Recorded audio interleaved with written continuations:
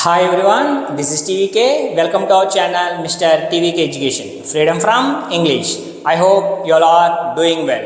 Thank you for supporting me on this YouTube platform. Let's start our today new session. గత క్లాస్లో మనం ఏం చెప్పుకున్నామంటే model verbs గురించి మనం మాట్లాడుతున్నాం. అవి ఎటువంటివి కొన్ని స్పెషల్ మోడల్ వెర్బ్స్ అని. అంటే ఒక వన్ వర్డ్ కాకుండా దీనికి టు అనే ఒక ఎక్స్ట్రా వర్డ్ అనేది యాడ్ అవుతుంది. అటువంటి ఏముంటాయి?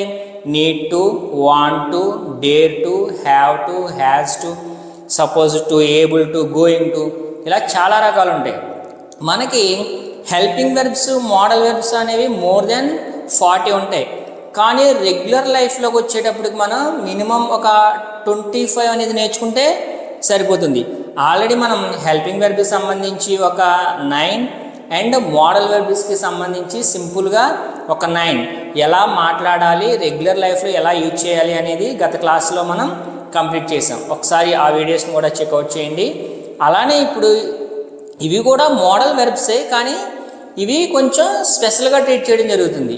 వీటి తెలుగు మీనింగ్ తెలిస్తే చాలు, ఇంగ్లీష్లో ఆ సెంటెన్స్ అనేది ఎలా చెప్పాలో చాలా క్లియర్గా ఇవి అనేది వాటికి ఎక్స్ప్లెనేషన్ ఇవ్వడం జరుగుతుంది. అటువంటివే మనం గత క్లాస్లో చూసాం. మరి ఈరోజు ఏంటి అంటే ఏదైనా పని చేయాల్సి ఉంది, ఓకేనా? నువ్వు బాధ్యతతో చెప్తున్నప్పుడు, ఇప్పుడు బాధ్యత, ఎప్పుడైతే ఒక మాటని బాధ్యతతో చెప్తున్నప్పుడు, ఒక పనిని బాధ్యతతో చెయ్యాలి అనుకుంటున్నప్పుడు ఏ విధంగా మాట్లాడాలి అంటే చేయాల్సి ఉంది. అటువంటి మాటను మరి ఇంగ్లీష్లో ఏమంటామంటే వాటినే మనం have to or has to అని ఇండికేట్ చేయడం జరుగుతుంది. మరి ప్రెజెంట్ అయితే చేయాల్సి ఉంది, గతంలో అయితే ఇప్పుడు చేయాల్సి ఉంది, గతంలో అయితే ఏమైంది? చేయాల్సి వచ్చింది. ఫ్యూచర్లో అయితే చేయాల్సి వస్తుంది.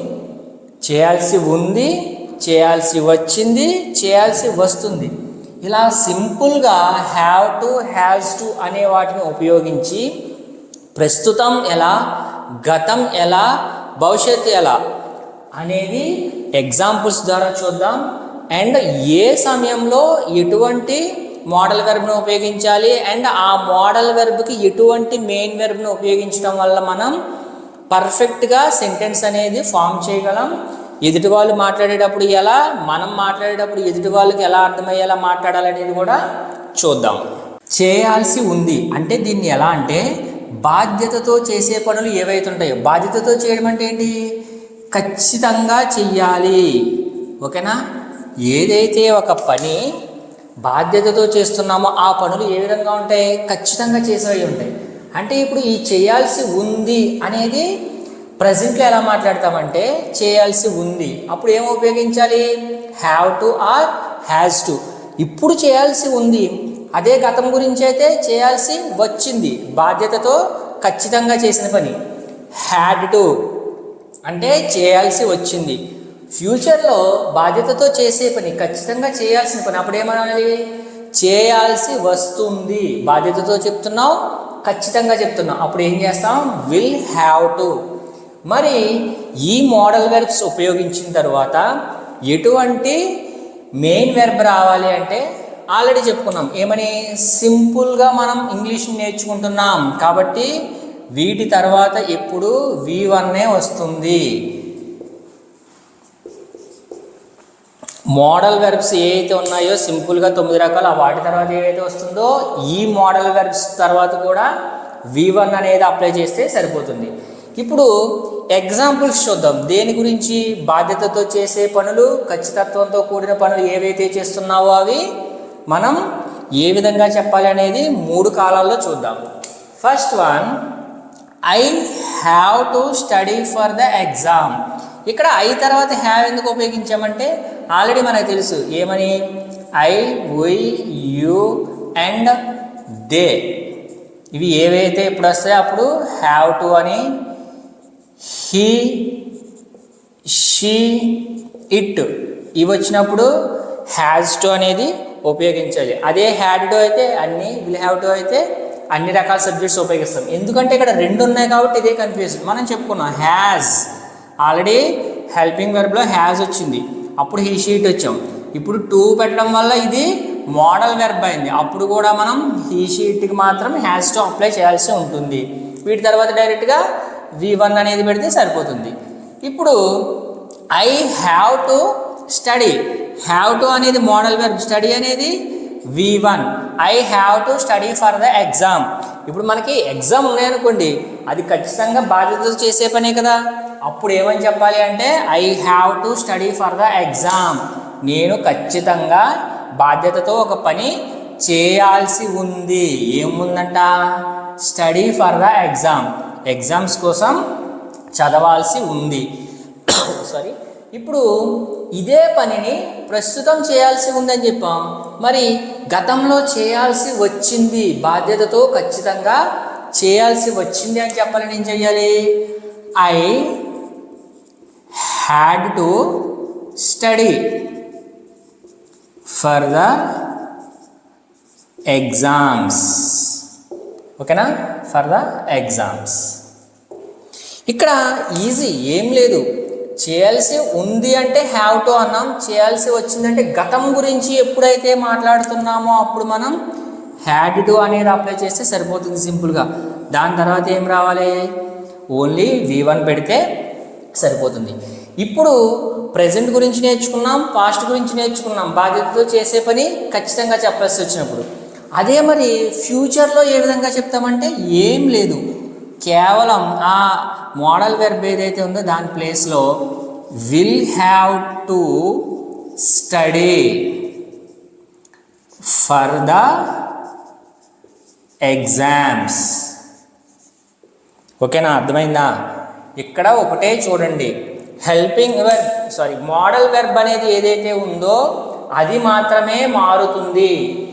ప్రెజెంట్లో చేయాల్సి ఉంది అంటే హ్యావ్ టు అని, పాస్ట్లో చేయాల్సి వచ్చింది అంటే హ్యాడ్ టు అని, ఫ్యూచర్లో చేయాల్సి వస్తుంది అంటే విల్ హ్యావ్ టు అని. బాధ్యతతో చేసే పనులు ఖచ్చితంగా చేసే పనులు ఏవైతే ఉంటాయో అటువంటప్పుడు మాత్రమే వీటిని ఉపయోగిస్తాం. Next example, she has to. She వస్తే ఏమనుకున్నాం? హీ షీట్ ఏదొచ్చినా has to. She has to prepare, prepare అనేది V1. She has to prepare a report.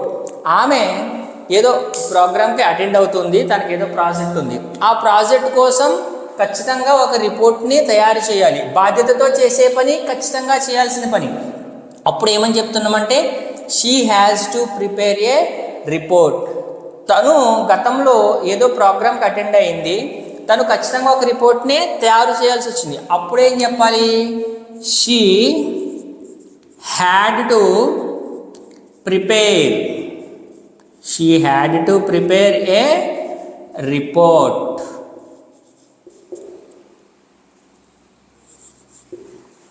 అర్థమవుతుందా? ప్రస్తుతం తను బాధ్యతతో ఖచ్చితంగా చేయాలనుకున్నది కాబట్టి she has to prepare a report. గతంలో తను బాధ్యతతో ఖచ్చితంగా చేసిన పని చేయాల్సి వచ్చింది, అటువంటి పనికి హ్యాడ్ టు అని ఉపయోగిస్తాం. మరి తనకు ఫ్యూచర్లో ఒక ప్రోగ్రామ్ ఉంది, ఆ ప్రోగ్రామ్ గురించి ఒక రిపోర్ట్ని తయారు చేయాలనుకుంటుంది. అంటే బాధ్యతతో చేసే పని, ఖచ్చితంగా చేసే పని. అంటే ఏమవుతుంది? చేయాల్సి వస్తుంది. ఎప్పుడైతే ఖచ్చితంగా చేయాలనుకుంటున్నామో, బాధ్యత అయితే ఎప్పుడు ఉంటుందో ఆ పని ఖచ్చితంగా చేయాల్సి వస్తుంది. మరి ఫ్యూచర్కి సంబంధించి కాబట్టి ఏమంటాం? She will have to prepare, she will have to prepare ఏమనుకున్నాం? A report, prepare a report. ఈ విధంగా కేవలం ఈ మోడల్ వెర్బ్ అనేది మార్చితే సరిపోతుంది. మెయిన్ వెర్బ్ ఎప్పుడు ఒకటే వస్తుంది. కేవలం modal verb has to, had to, will have to వీటిని మార్చడం వల్ల చేయాల్సి ఉంది అని ప్రెజెంట్కి, చేయాల్సి వస్తుంది అని పాస్ట్కి, చేయాల్సి వచ్చింది అనేది పాస్ట్కి, చేయాల్సి వస్తుంది అనేది ఫ్యూచర్కి. నెక్స్ట్ ఇది చూడండి, వీ హ్యావ్ టు ఏమని చెప్పుకున్నాం? ఐ వస్తే హ్యావ్ టు రన్, రన్ అనేది V1 ఫర్ బస్. బస్సు మన ముందుంది, వెళ్ళిపోతూ ఉంది, ప్రెజెంట్ వెళ్ళిపోతూ ఉంది. కాబట్టి ఖచ్చితంగా చేయాలి, బాధ్యత చేయాలి. నువ్వు ఆ బస్సుని క్యాచ్ చేయాలంటే, నువ్వు ఆ బస్సుకి ఎక్కాలంటే ఖచ్చితంగా బాధ్యతతో ఒక పని చేయాలంటే ఏం చేయాలి? రన్, పరిగెత్తాలి. ఆ పరిగెత్తాలి అని తెలియజేసేది ఏంటంటే have to. We have to run for bus. మేము ఒక 4-5 మెంబర్స్ ఉన్నాం, బస్సు వెళ్ళిపోతుంది, ఆ బస్సుని మేము క్యాచ్ చేయాలి అంటే ఇప్పుడు ఖచ్చితంగా మేము చేయాల్సింది ఏం చేయాల్సి ఉంది? బాధ్యతతో చేసే పని ఖచ్చితంగా చేయాల్సి ఉంది. ఏం చేయాల్సి ఉంది? రన్ చేయాల్సి ఉంది. అదే పని గతం గురించి అంటే మేము ఒక 4-5 ఉన్నాం, బస్సు మా ముందు వెళ్ళిపోతుంది, ఖచ్చితంగా మేము చేయాల్సి వచ్చింది. ఆ పని ఎవరికో చెప్తున్నాం. ఏమని చెప్తున్నామంట? We had to run for bus. ఓకేనా? ఏ పని అయితే నేను గతంలో చేయాల్సి వచ్చిందో, ఏ పని అయితే గతంలో చేయాల్సి వచ్చిందో దానికి హ్యాడ్ టు అని పెడితే సరిపోతుంది. ప్రస్తుతం చేయాల్సి వస్తే హ్యావ్ టు, గతంలో చేయాల్సి వస్తే హ్యాడ్ టు, మరి ఫ్యూచర్లో చేయాల్సి వస్తుంది అని చెప్పడానికి విల్ హ్యావ్ టు అని యూజ్ చేస్తే సరిపోతుంది. We will have to run for bus అంటే ఏమని చెప్తున్నాం? అక్కడ మనం వెళ్ళేటప్పటికి ఇంకెంత సమయం లేదు, ఖచ్చితంగా మనం వెళ్ళేటప్పటికి బస్సు బయలుదేరిపోతుంది, కాబట్టి ఖచ్చితంగా మనం పరుగు పెట్టాల్సిందే, ఖచ్చితంగా బాధ్యతతో చేసే పని చేయాల్సి వస్తుంది, ఖచ్చితంగా చేయాల్సి వస్తుంది. ఏం చేయాల్సి వస్తుంది? We will have to run, ఖచ్చితంగా చేయాల్సి వస్తుంది. కాబట్టి విల్ హ్యావ్ టు అనే మోడల్ వెర్బ్ని యూజ్ చేసి రన్ అనే V1ని యూజ్ చేస్తే సరిపోతుంది. Next one, you have to stand out side. అక్కడ ఏదో మొత్తం మీద మీటింగ్ జరుగుతుందంట, ఒక వ్యక్తిని మనం అంటున్నాం, నువ్వు వెళ్ళి కాసేపు బయట నించో అని చెప్తున్నాం. అది ఎలా అంటే ఖచ్చితంగా తను బాధ్యతతో చేయాల్సి ఉన్న పని ఏంటదంట? యూ హ్యావ్ టు స్టాండ్, బయట వెళ్ళి నిలబడు అని చెప్తున్నారు. నువ్వు ఇప్పుడు బయట వెళ్ళి నిలబడాల్సింది ఉంది, చేయాల్సి ఉంది, ఖచ్చితంగా బాధ్యతతో చెయ్యాలి అని చెప్పినప్పుడు. మరి ఇదే పనిని గతం గురించి చెప్పాలంటే ఏమని చెప్తాం? You had to stand out side, అంతే కదా. ఇక్కడ హ్యాడ్ టు అనేది మార్చితే సరిపోతుంది. ఎప్పుడైతే మోడల్ వెర్బ్ని మార్చుతున్నామో కాలంతో పాటు ఆ పని ఇంపార్టెన్స్ అనేది మారుతుంది. గతంలో చేయాల్సి వచ్చినప్పుడు హ్యాడ్ టు అని, ప్రస్తుతం చేయాల్సి ఉంది అంటే have to or has to అని, మరి ఫ్యూచర్లో చేయాల్సి అదే పని నువ్వు ఆల్రెడీ కొన్ని చెప్తూ ఉంటాయి. ఎలా అంటే క్లాస్ రూమ్స్లో ఏదో ఒక ప్రాబ్లం అవుతుంటుంది, స్టూడెంట్స్ ఎవరైనా చేసినాకో ప్రిన్సిపల్ వస్తున్నారు, టీచర్ అండ్ ప్రిన్సిపల్ మాట్లాడుకోవాలి, అప్పుడు స్టూడెంట్ని బయట ఉండమంటారు. అప్పుడు సార్ వస్తున్నారు, నువ్వు బయట ఉండాలి ఖచ్చితంగా అని చెప్పేటప్పుడు ఎలా చెప్పాలంటే టీచర్ చెప్తుంది ఏమని? You will have to stand out side. నువ్వు ఖచ్చితంగా బాధ్యతతో ఒక పని చేయాలి, నువ్వు ఖచ్చితంగా బాధ్యతతో ఒక పని చేయాల్సి వస్తుంది. ఏంటది? You will have to stand out side. ఎప్పుడైతే బాధ్యతతో ఖచ్చితంగా చేయాల్సి వస్తుంది అని ఫ్యూచర్ గురించి మాట్లాడుతున్నాం, అప్పుడు విల్ హ్యావ్ టు అనేది యూజ్ చేసాం. And last one is he has to. Has to అంటే ఏమని చెప్పుకున్నాం? హీ షిఫ్ట్ వచ్చినప్పుడు హ్యాజ్ టు, ఇక్కడ హీ వచ్చింది కాబట్టి హ్యాజ్, దాని తర్వాత వెంటనే మెయిన్ వెర్బ్ అనేది V1 అనేది వస్తుంది. ఇప్పుడు మనం ఇదే ఒక స్కూల్లో ఉందనుకున్నాం, ప్రిన్సిపల్ గారు మీటింగ్ పెడుతున్నారు, ఖచ్చితంగా టీచర్స్ అందరూ అటెండ్ అవ్వాలి, చేయాల్సి ఉంది, ఖచ్చితంగా బాధ్యతతో చేసే పని, అంతే కదా. మన ఎప్పుడైతే సుపీరియర్ పని చెప్తారో దాన్ని చేయాల్సి ఉంది, ఖచ్చితంగా బాధ్యతతో చేసే పని, ప్రస్తుతానికి సంబంధించింది కాబట్టి ఇక్కడ సబ్జెక్ట్ ఎవరు? హీ ఎప్పుడైతే ఉపయోగించామో అప్పుడు హ్యాజ్ టు అని ఉపయోగించి తర్వాత అటెండ్ ద మీటింగ్. అదే పనిని ఖచ్చితంగా బాధ్యతతో చేయాల్సి వచ్చింది, మరి ప్రిన్సిపల్ గారు ఏదైతే మీటింగ్ పెట్టారో దాన్ని ఖచ్చితంగా అటెండ్ అయ్యి ఉండాలి కదా, పాస్ట్ సంబంధించి. అప్పుడు ఏం చెప్పాలి? హీ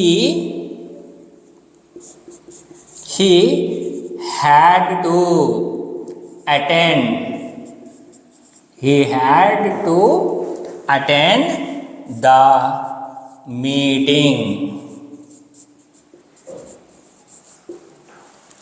ఎప్పుడైతే చేయాల్సి వచ్చిందో ఖచ్చితంగా బాధ్యతతో ఆ పని గురించి చెప్తాం.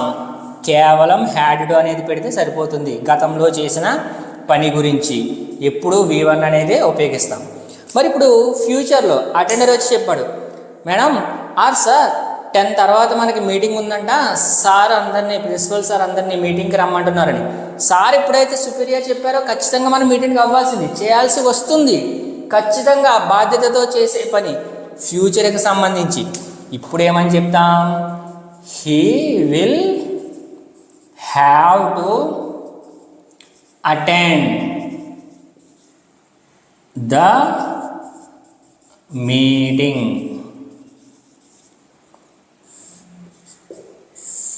కేవలం helping verb or modal verb. ఇక్కడ మోడల్ వెర్బ్ గురించి మాట్లాడుకుంటున్నాం. ఓకేనా? అటెండ్ అనేది మెయిన్ వెర్బ్. కేవలం ఈ విధంగా ఆ పని చేయాల్సి ఉంది అంటే have to or has to అని, చేయాల్సి వచ్చింది అని గతం గురించి మాట్లాడుకుంటే హ్యాడ్ టు అని, ఫ్యూచర్ గురించి చేయాల్సి వస్తుంది విల్ హ్యావ్ టు.